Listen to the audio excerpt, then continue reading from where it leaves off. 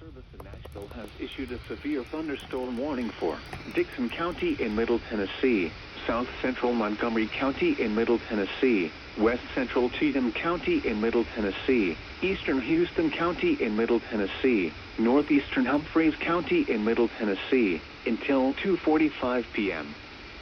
At 2:05 p.m., severe thunderstorms were located along a line extending from 13 miles east of Erin to near Waverly, moving east at 30 miles per hour. Expected hazards include 60 miles per hour wind gusts. This is a radar-indicated threat. The following impacts are expected. Expect damage to roofs, siding, and trees. Locations impacted include Dixon, Waverly, Erin, McCune, Burns, Charlotte, Van Leer, Sladen, and Cheatham Dam.